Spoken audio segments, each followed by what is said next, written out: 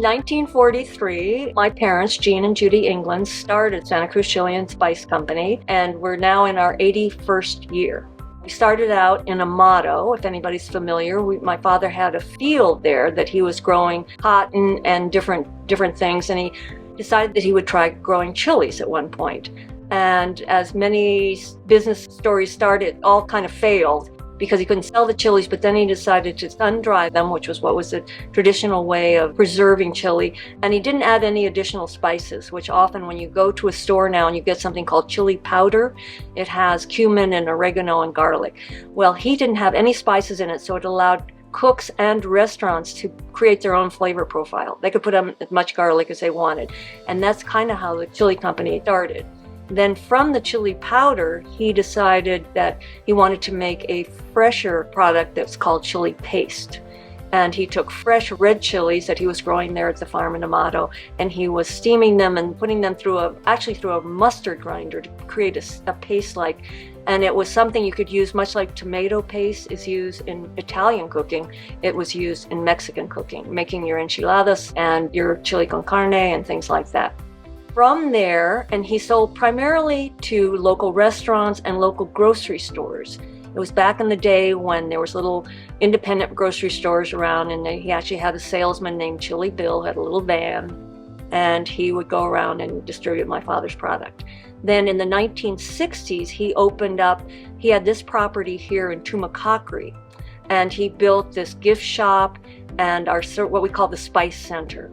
And from there, he started expanding from chili paste and chili powder into spices and also into salsas.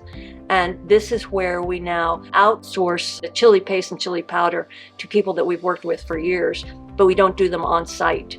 We do the spices though. We do the packaging of the spices and we sell them here at the gift shop. A lot of tourists come down here because you can get almost 150 different kinds of spices.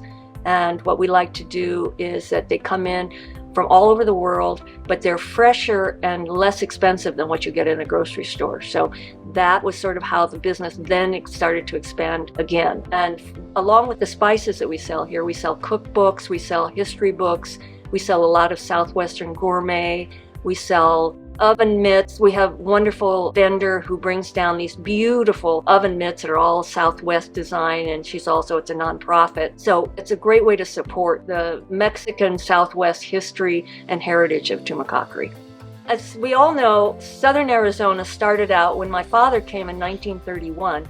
Basically, the industries were farming and ranching, and there was a lot of cotton farming, and we still have a ranch up here in the Tumacacoris where we raise cattle.